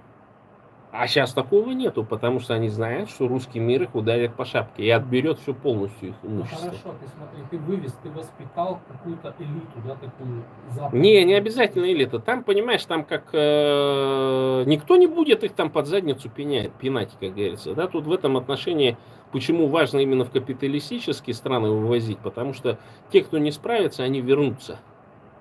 А те, кто примут вот эти правила игры, так скажем, ну, они сами себе хозяева будут, понимаешь? Или ты просто хочешь показать, как в других странах, или ты хочешь воспитать элиту. Я не очень понимаю. Оторвать, вырвать из русского мира, короче, понимаешь? Для Вот чего? если у других там национальных движений задача какая там, независимость, политическая нация и так далее, у Бурятского республиканского центра и у партии Бурятского национального возрождения другая цель – разрушить русский мир. Вот то, что сейчас буряты есть, являются, они неотъемлемой частью русского мира являются. Ну ты его просто вытащишь оттуда, а там-то он останется внутри. Переделается. Не может быть, что качество жизни, да, качество жизни. Я же не говорю про интеллектуала какого-то и так далее. Я говорю про усредненного человека, который вообще, в принципе, ни его родители, ни предки там, они не думали. Ну, там есть вот такая масса, так называемых, люмпинов, комбедовцев, я их называю, люмпино-комбедовцы. И вот на них, это 100%, это уже эмпирика, вот это все влияет. Лучше, чем на каких-нибудь интеллектуалов. Потому что вот сколько интеллектуалишек были где-то на Западе, а потом там про березки начинают вспоминать, вот эти бурятские, да, там всякие эти сказки там рассказывать и все прочее. Как они там на Западе пытались, да, там, подженились. Ну, это в основном бабенки вот эти, да, у которых там брак распался, короче, с каким-нибудь немцем там или еще, ну, из-за культурных различий, так скажем. Ну смотри, вот часть, ты вывез какую-то часть людей, там они свободно ездят, получают визы, ездят, приезжают, смотрят, кто-то учится, работает, кто-то остается, кто-то поработал, уезжает обратно. То есть ты хочешь накопить критическую массу вот этих, которые... Естественно. Не, причем здесь довольность, недовольность. Короче, сытый голодного не разумеет. Ну, то есть он приехал обратно, то есть, и он недоволен тем, как здесь дела идут. Смотри, вот, допустим, ты единица бурятского населения, сидишь там, короче, в Рашке. Вот даже сам ты просто там сидишь, физически существуешь в Рашке, ты работаешь на русский мир, даже если ничего не делаешь. Уехав на Запад, ты не на Запад работаешь, ты начинаешь на себя работать. Особенно в странах развитого капитализма, таких как США, там Швейцария, например, где там никакой социалки, ничего нет. Вот как в Германию там уехал у нас один блогер, короче. Ну, он там сел на бюргергельте, сидит, не отсвечивает сейчас. Понимаешь? А в капитализме, вот сейчас вот там сколько вот этих дураков переехал, так они там просто визжат, короче, там, и YouTube каналы начали запускать там с большим количеством просмотров там и все прочее, понимаешь? Это же что их заставляет? Их заставляет капитализм, то есть он видит, чего он лишился, сидя там 30 лет в Рашке, то есть выехав в 20 лет, чего бы он мог достичь за эти там 25 лет, что он там пропил, прогулял. Хорошо, в Рашке, понимаешь? Он начинает делать это на Западе, потому что говорит, да, мало я вообще там в ваше ЛНУД возвращаться сюда. И он просто там остался, ассимилировался и... кто сказал, что он ассимилируется? Он сказал, что нет. А зачем? Да даже если ассимилируется, тоже хорошо. А зачем ему не ассимилироваться, если он скажет, ну, если он что-то добьется? Нет, ты путаешь интеграцию с ассимиляцией. Не знаю. Вот у меня есть такие, хотят ассимилироваться, я им говорю, выпиши себе девку из Бурятии. Понял? Либо найди белую американку. Белую, ну, чтобы, знаешь, там поколениями они там на Мейфлауэре прибыли в Соединенные Штаты, чтобы белая такая, знаешь, беленькая, блондиночка, какая-нибудь ВАСП, это White Anglo-Saxon Protestant, короче, у которой бы там 20 поколений было работящих людей, а не 20 поколений там алкашей, короче, с постсоветского пространства. Кстати, еще по-другому. Понимаешь? Ну, то есть вот что-то такое. И тогда ты интегрируешься. А ассимиляция это когда там на латиносах, там на каких-то вот этих всяких тоже бывших мигрантах, которые там нет, я имею еще в виду, хуже, чем... интерес просто к Бурятии, все. А зачем ему это? Через все равно национальное, ну понимаешь, через поколение проснется. Никуда не денется. И вот в этом мы как раз должны работать, короче, в США. Создавать институт бурятского языка, открывать программы исследования бурят, чтобы американские или бурятские ученые занимались исследованием бурят. Огромная сейчас масса, достаточно относительно нашего народа. Целое направление какое-то в институте там пролоббировать в каком-нибудь финфенке так называемом. Понимаешь, то есть вот такое взаимодействие должно быть. То есть не просто так, что вот там какая-то масса приехала и так далее. И в историю прыгнем. Вот уехали так строить железные дороги китайцы. С юга в основном, с Хунани. Сейчас их потомки 5 миллионов в США. Они даже в каком-то штате своего губернатора выбирают, китайцы. Понимаешь? Они не утратили связи с родиной. Вот я тебе про что и говорю, понимаешь? И они же профинансировали в свое время партию, которая занималась сбрасыванием цинского режима. Она тогда называлась Тангминхуй. Ее организовал как раз Сунь Яцен. вместе с товарищами. Их там тоже огромное количество погибло на начальном этапе. То есть эта диаспора еще, она должна аккумулировать столько средств, сколько аккумулирует в Бурятии Министерство образования и Министерство культуры. Как только мы паритета между диаспорой и ВВП диаспоры, и вот этой ВВП этих пропагандистских министерств достигнем, тогда начнутся изменения уже, понимаешь? Тогда уже у бурят возникнут людишки, которые будут работать над бурятской педагогикой, полностью с нуля в Соединенных Штатах создавать систему бурятского образования. Это будет прото-бурятское образование, потому что сейчас многие путают. Сейчас все, что есть под видом бурятское, это на бурятском языке, но там все мысли, вся философия, вся педагогика, там, вся методология, это все русское. Рассчитано на усредненного Ванюшу, короче, понимаешь? В плане интеллекта, в плане способностей и так далее. И поэтому, когда они там начинают вроде как на бурятском языке учиться и так далее, по итогу они бурятоязычного Ванюшу получают, понимаешь? Потому что вот любой педагог, кто читал о всяких пистолоци, там, всяких этих Недыбенко, как они там, господи, вот этих всех, Макаренко там и так далее, он все прекрасно понимает, что нужно иметь свое национальное образование. Есть три системы. Прусская система образования, социалистическая есть фурдовская. И вот мы зуртановскую систему образования сделаем. Будем клепать бурятских националистов-патриотов. Потому что сейчас я знаю, существуют там вот эти буддисты, вот этих у этого, как его, Аюшеева, он там активно шовинизм продвигает, бурятский такой, знаешь. Кто не буддист, типа, тот не бурят, а русский, типа. Я помню, мы пришли, там то ли японцев привезли, то ли еще кого-то, ну, в Дацан этот, Волгинский. Ну, и там два стоят таких ехидных, блядь, педераста в мантиях в этих. Ну, и думаю, это видать, что я не понимаю совершенно по-бурятски. И он такой спрашивает, что, кто такие, типа? Ну, этого второго. Ну, я слышу по-бурятски. И этот, он говорит, это русские, говорит. Русские. Ну, ладно. Ну, и стоят это, а я-то там еще с какими-то, ну, видно же, что по-другому одеты, ну, и лица другие. А мы туда забрели, я не знаю, он так немножко на отшибе от туристических этих, там, по-моему, литейный цех. Еще такое, ну, как бы к Волгинскому Дацану еще такая пристройка. И там какой-то дуган был, я не знаю, там тоже, наверное, каким-то этим построен, меценатом. И я думал, там литейный цех показать, короче. А он закрыт был в тот день.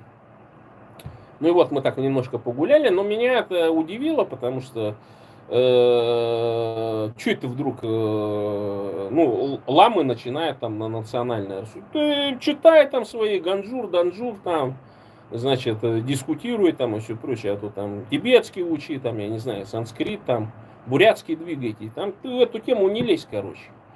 Но они вот тоже вот такой именно шовинизм продвигают, понимаешь, ксенофобию такую. Что вот внутри бурятского движения, типа, если нет, короче, там к ним не ходишь, денежку не даешь, короче, ты русский для них. Ну, это смешно же просто абсолютно. И в этом тоже относительно есть засада со стороны вот этой русской власти, потому что мы же знаем, Камбо там ножки падает всем этим, как его, русским лидерам там и так далее. И в этом отношении тоже внутри будет вот такое противодействие, как бы, да.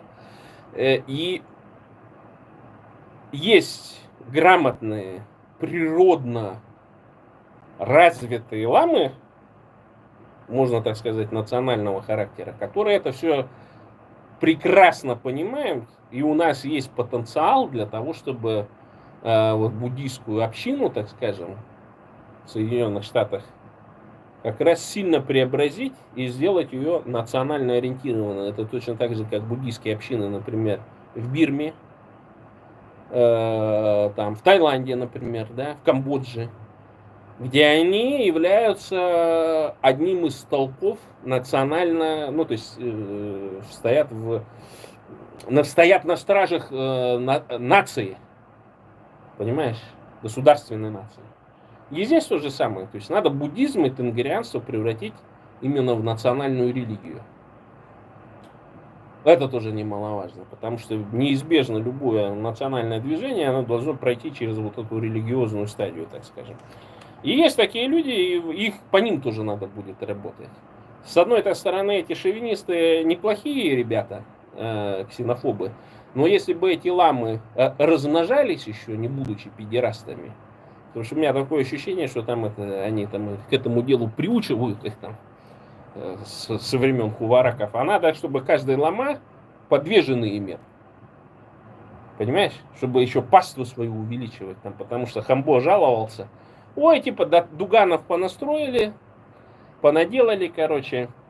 А у него там такая была идея родовые дуганы строить. Ну, типа, род собирается и строит, короче. И не ходят туда, типа, люди. Ну, построили и не ходят. Я говорю, конечно, не ходят, если он живет в Улан-Удэ. Как он будет ходить? Так ты должен быть как поп. С попессой там сидеть и детей наразмноживать. Вот на конкретном месте. Понимаешь? Ну вот как-то это нужно тоже менять. Нужно прогон такой пустить, чтобы ламы размножались там, короче. Ну или хотя бы находили каких-нибудь распутных женщин там, бурятских каких полно. Брали их под опеку, значит. Ну, что поделаешь там. Этот контроль снизили там за этим, за педерастией там в своей среде. Поэтому надо это как там серьезные расследования проводить. Ну хорошо, Так. смотри, а сейчас же есть люди в США, которые уже уехали из Бурятии. Их, наверное, немало. Какой вклад? 20 тысяч примерно. Ну и что? Вклад какой финансовый? Они, вот, допустим, есть такое село, как Роща, ну, оно, знаешь, такое еврейское, венкийское, бурятское, короче. Больше половины населения еще в 2014 или в 2015 году я бухал там с выходцем с этой деревни, короче. Они там все предприимчивые, я думаю, что там и венкийская, и еврейская это составляющая высокая. И они, короче, половина села, один уехал, там начал бомбить еще в середине 2000-х годов, так он всю свою родню вывез туда. И половина села в США там на дальнобойили. А это самые такие жирные года были, когда, ну, знаешь, можно было легко легко в дальнобойный бизнес зайти, короче, там кредитов этих всех набрать, короче, и там рассказывали про такая семья есть, короче, там отец, мать, 2 сына, там чуть ли не 2 дочери, короче, и внучки, у каждого по фуре, короче, и у них целая огромная фирма там на 20 или на 30 автомобилей, короче. Тяжеловозов. Типа есть такая вот. Ренчин там подтверди, есть такая семейка. И говорят, вот катаются, и ты представляешь, какой у них совокупный доход семейный. А как они участвуют в деле свободной Бурятии? А мы придем к ним, будем присылать им флешку, говорить, что, друзья мои, пора время оптимизировать налоги. Вот у нас есть, значит, определенный набор юристов плюс этих. У нас есть значит, non-government organization, у которой низкие налоги, ну, то есть отсутствие налогов, например. Мы можем предоставить вам такие функции, короче, за символическое пожертвование, например. Ну, или церквушку под них мы можем сделать и организовать. То есть они вот это все бригада организуют себе свою собственную церковь буддийского какого-то характера и так далее, что, мол, все это принадлежит не им конкретно, не физическим лицам или там не ЛЛС и так далее. Ну, то есть подход нужен, обывательский нужен подход, спонсор, понимаешь? Ну, естественно. Есть люди, которые вот горят и такие говорят, мы делаем вот... Так, а подожди, ну если нет бурятская интеллигенция, вот эти все столетия, она профукала. То есть они профукали систему романтического национализма, да, их там всех перековали, они там в панмонголизм занимались там это перманентной революцией там и все прочее, понимаешь? Ну, то есть из 20 тысяч сейчас нет никого. Сейчас нужно формировать, они есть там, ну какие-то там, что-то пытаются там делать, телемешаться там и так далее, но системной работы нет. Системная работа это вот, что ты каждый день, у тебя есть людишки, там на 3 смены ты работаешь, понимаешь, там по 8 часов. Хорошая зарплата и все прочее. То есть это, чтобы организовать, это нужно просто и организаторские способности иметь, и большие финансы.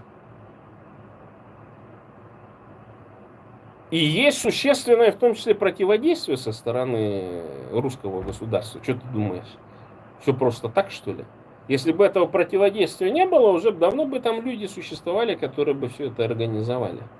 Но в силу того, что столетиями бурят забивали, ты понимаешь, ну вот он ходит вокруг да около, что-то ему действительно там не нравится, он, ну, где-то инстинктивно понимает, что такое права человека там и так далее. Но поскольку его обучили в русской школе, рядом с русскими, значит, детьми, которых родители колотили, которые там не хотят никакой свободы, демократии и так далее, из него, говорю, плохо вырастить. А вот это следующее поколение бурят-американцев, если они не будут наслаждаться жизнью там американской и так далее, то у них уже проклюнется, понимаешь? А как это, почему это? Ну, видишь, вот там все вот эта проблема с этим сливачьем еще связана. Они там идут в эти вузы, там их эти леваки покусывают. Вот эти леваческие бабки, ну, девки, я имею в виду, они очень так слабые на передок, скажем, там и так далее. И... Закончится ли тем, что просто эта вся твоя новая интеллигенция будет стоять там же в университетах США с плакатами, что американцы угнетают бурят. Если они будут гражданами Соединенных Штатов Америки, да пусть что угодно говорят. И поэтому, ну, это их право, свобода слова, как бы, да, мы на это не покушаемся. И гранты, то есть, понимаешь, гранты, надо залезть вот в эту систему. Вот мне сейчас, я отвечаю там на одно интервью, мне там кучу вопросов прислали. И вот там вот один из вопросов, как вы относитесь вот к этой свободной Бурятии, там, Гармажапову и так далее. Ну, я написал, что отношусь отрицательно, ну, потому что идеологически это враги. А в среднем отношусь нейтрально, потому что это первая бурятская организация, которая залезла в американские гранты. Цели, в общем, не одобряем, но методы, да. Ну, то есть, тут в этом отношении мы же националисты должны быть за бурятский народ. Ну, какая-никакая Гармажапова, ну, генетически-то она бурятка, хотя она там политически и так далее русская, и хоть и страшная, но наша, короче, так скажем. Так.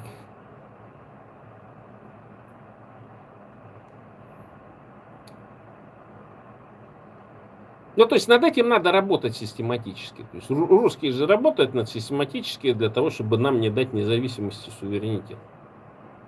Сколько там политических заключенных и так далее, сколько провокаций. Вот эти вот все ребята, которые буряты сидят, там вот этот Алдар, Алексей Бадмаев, например, да, на 15 лет его засунули на зону. Это же провокация со стороны русских была. Он вроде как в РДК что-то там писал там и так далее, 5-10, там что-то, ну так его уличили. Как будто. Ну, естественно, будет противодействие, это же как бы... Конечно, а этот сидит нацик там в РДК, говорит, а нахрен мне этот? Да? Взял и сдал его в ФСБ, короче, чтобы там с ФСБшниками улучшить контакты свои, понимаешь? А те за ним пришли, короче, ну и кольнули шпанца. И таких больше и больше становится. Я говорю, что вот он сейчас потеряет 15 лет своей жизни, минимум. Если ему там еще не набросить, не накинут там и так далее. И политическим заключенным его русская правозащита не признает. И я вот спрашиваю вот этих, допустим, это свободная Бурятия там или еще какие-то фонды, которые там в США есть, которые занимаются как будто бы правозащитой. А вы признали Алексея Бадмаева, например, политически заключенным? Там, ну, еще группа есть бурят, которая тоже там по таким же статьям там сейчас или суда дожидается, или осуждена и сидит там тихонько. Посиживает, чтобы там лишний раз не отсветиться, да? Отсидеть быстренько и освободиться, типа. Понимаешь? И что, никто не признал? Ну вот и сидят, короче, то есть, а я говорю, ну даже если они вот на таком уровне бездельничают, бездействуют, да, понимаешь, то есть, что говорить, на кого эти организации работают, единственная у них там функция для того, чтобы не дать Халтарову выйти на более широкую публику, чтобы мои идеи, Бурятия для бурят, бурятам бурятскую власть, Ну, может, у них... и Бурятия от Енисея до Амура, заблокировать эти идеи. Не заблокируете, не заблокируете. У них просто, может быть, прозаические такие идеи под соусом демократии, свободы народов, залезть в гранты, и на этом все как бы... Чтобы в гранты залезть, надо грамотежку иметь. Понимаешь? А грамотежки, если нет, там музыкальное училище, там еще там что-то там, какие-то Ты там, говоришь, почему пет не какой-нибудь действует? бурятский Может там быть, и им так не надо далее. действовать. Они получают гранты, и на этом цели как бы все закончилось. Ну, ты знаешь, я смотрел отчеты вот этой свободной Бурятии. Ну, они маленькие гранты, откровенно говоря, получили. Я-то думал, там, может, 500 тысяч долларов получат. Может, там это. А там кого там? Ну, что-то порядка 70. И то там из них, я так понимаю, накидали где-то с двадцатку, однако, накидали просто вот эти буряты, которые там в США живут. И тут же еще фишка в чем? В том, что вот эта система русского образования, да, она вот действительно как-то, я вот не знаю, то ли это проблема бурятских учителей, то ли что ли, короче, вот такая безинициативность тоже есть. Я более чем уверен, что это связано именно с этими, с репрессиями. Потому что всех инициативных бурят, там, 30-е, 20-е годы, там, переловили, кого ссылали, кого это, как его уничтожили, короче. Конечно, естественно, они не дали потомства в таком большом количестве, да, для того, чтобы, ну, как бы, а инициативных бурят же очень много было. Он Ханхалаев был такой, известный, значит, купец бурятский, который в 1900-х, в начале 1900-х годов торговал, стал представителем американской фирмы тракторной, короче, торговал тракторами, бурятам продавал. И в то время, когда буряты, значит, на тракторах землю пахали, там, в центральной России до сих пор там, значит, где-нибудь в Украине и Белоруссии там знать не знали, что такой трактор существует, понимаешь? Вот такая инициатива была. И взаимодействие на самом деле с Америкой, с Канадой, скажем, в 1900 году там в десятки раз было больше в плане товарообмена там через Якутию, там Бурятия там и так далее. То есть вот это нужно тоже возрождать. Вот эту систему, Ну, короче, это просто поставок и называется так далее. самостоятельность.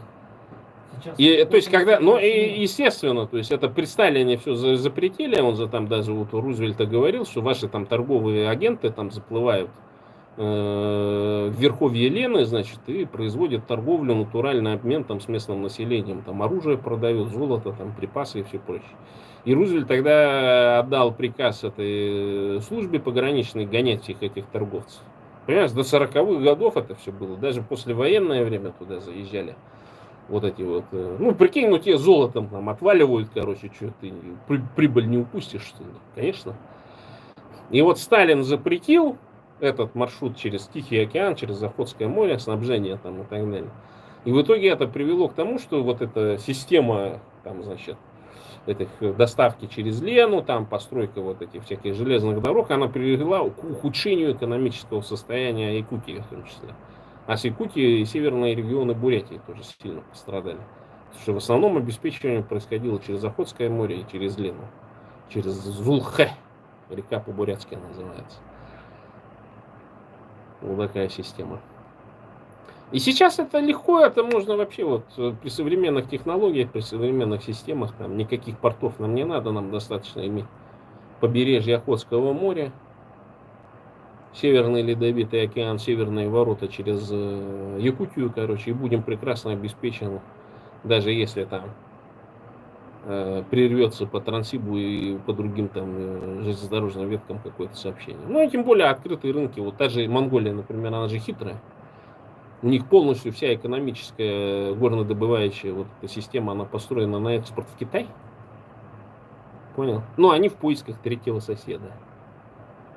Ну, хитро, то есть они свою государственность таким способом защищают, что все подготовили для того, чтобы экспортировать ресурсы в Китай задешево.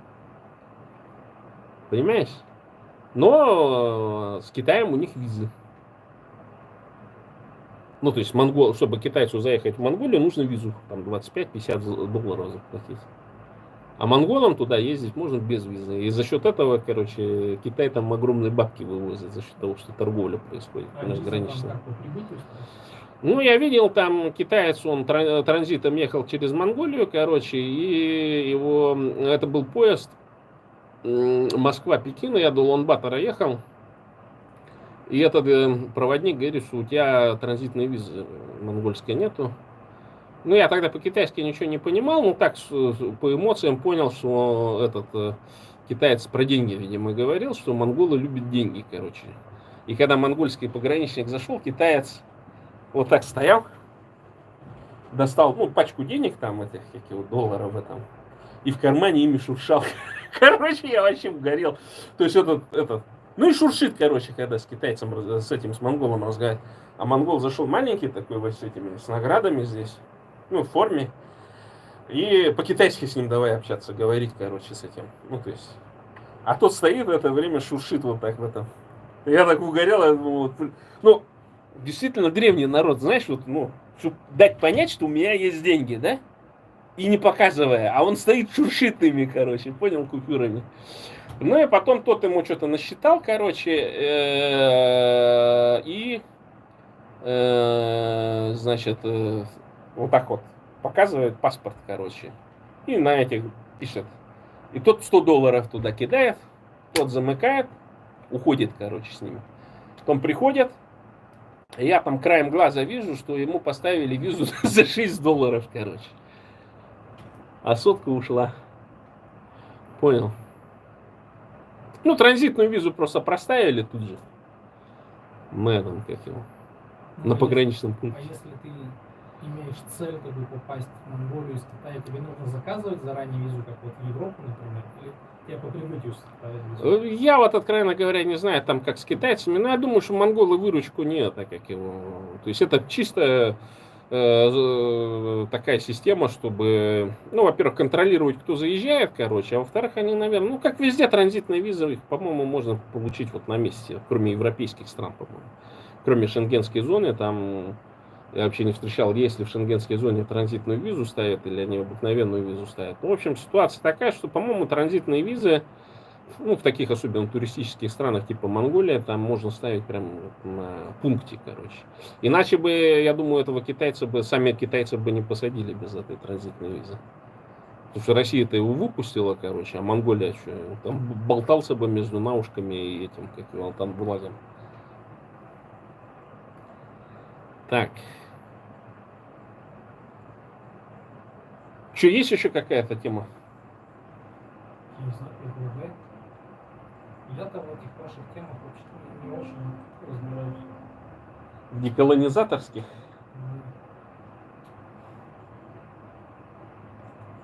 Ну, вообще неправильно, что нас называют деколонизаторами, потому что надо все-таки национально-освободительное, именно называть вещи своими именами, национально-освободительное движение, потому что мы реально избавляемся от всего того, что многие нации избавились еще там в 20 веке, так скажем, оставили.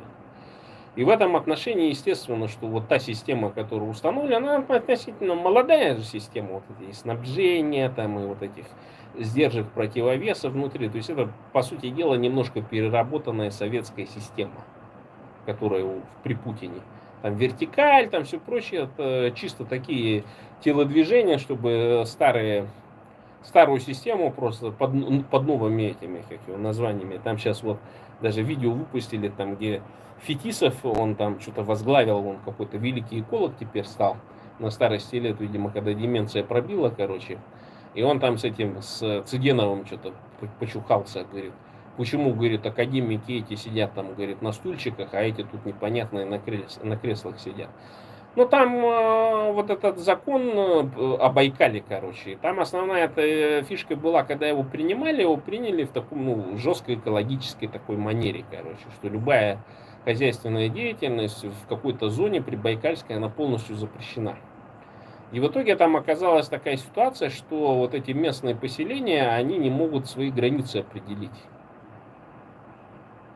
И там уже запрещено любое строительство на прибайкальских участках. Да, строительство там только временное что-то ты можешь строить. У меня там у знакомой есть юрточный городок, короче. Ну, там фактически это же временное, да, юрта берется, собирается там и так далее. То есть, ну, она какой-то, может быть, скромный доход имеет, но я не знаю, как у нее сейчас там вот за это время, потому что, ну, откровенно говоря, я не считаю, что Байкал это уж прям такое чисто туристическое место. Я считаю, что все-таки Бурятия очень огромный рекреационный потенциал не расследован. То есть нужно его уводить не в сторону там строительства каких-то отелей, где можно там приехать напиться, что-то пожрать там это, а именно лечение, умысолечение, там, значит, какие-то виды гидролечения, грязелечения, употребление, значит, минеральных различных вод, которых огромное количество в Бурятии. То есть именно санаторно-курортное лечение. То есть надо создавать курорты, и такие места есть, и прекрасный курорт Аршан, который банкротит постоянно, и, значит, Горячинск, там есть, например, сухой хороший источник, там для людей с проблемной кожей, например, там, ну, я просто был там, и мне говорят, что вот здесь вот типа, источник, который помогает вот людям с проблемной кожей, например, там находиться, короче. Это прям возле самого Байкала? Ну да, возле самого Байкала там была такая, видимо, там 70-е годы там что-то искали, эти геологи пробурили, наткнулись на, значит, по-моему, сернистые, сероводородные какие-то вот источники, короче. Ну, там эта скважина просто забила, забурлила, значит, ну, и они ее так оставили. Это был дикий источник, потом там, значит, вот, в 90-е, 2000-е там дельцы там приделали плату за вход. Ну, в общем-то, там нормально стало, там большой бассейн, там под душем можно постоять, помыться вот эту воду. Ну, короче, шикарная система такая. То есть это нужно использовать, и в Бурятии шикарные эти возможности, как раз благодаря тому, что там солнца много там и так далее. То есть круглый год может работать на самом деле. Зимой даже, мне кажется, отдых еще и лучше. Я так понял, что это закон меняется в пользу каких-то там лесорубов там, или еще что-то в этом роде. Потому что, видишь, вот эти леса, которые невозможно вырубить, он же стареет лес. А лес стареет, он должен быть умерщвлен. И в этом лесу там огромное количество живет всяких паразитов, которые, если эти леса не выжечь, не срубить, не пустить в дело, они начинают на соседние леса перелетать. То есть это своего рода такой источник вот этих паразитов для лесного хозяйства. И они хотят там все это срубить, естественно, отправить в Китай, переработать каким-то образом, на этом, естественно, заработать денежные средства. А потом дело в том, что вот эти жулики, которые главы этих поселений возле Байкала, они же уже там нарезали участки, распродали их, получили бабки, а люди не могут получить, построились уже даже люди, а люди не могут получить никаких удостоверяющих документов, понимаешь?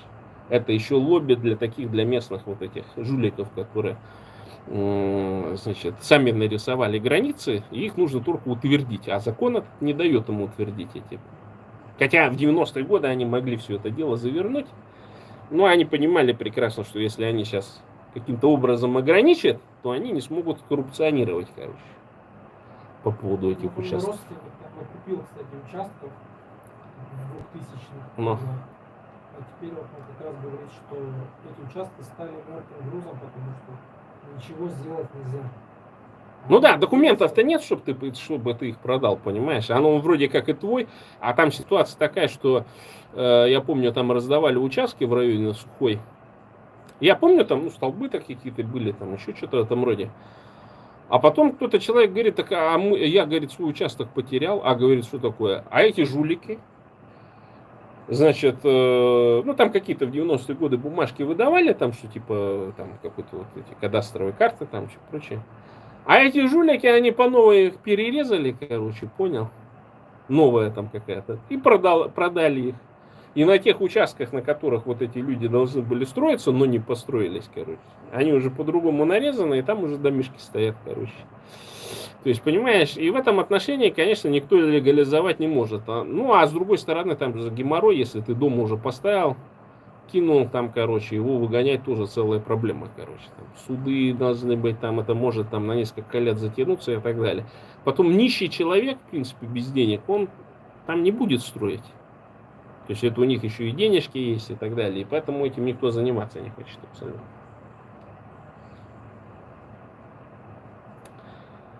Так что лесорубкам на Байкале быть. Ну и вообще, если говорить по поводу экологии, мы это дело все-таки должны передать ученым. а не вот этим всяким шизофреникам типа Бачниковой, там, всем прочим там идиотам, которые там, не зная, как это выражение,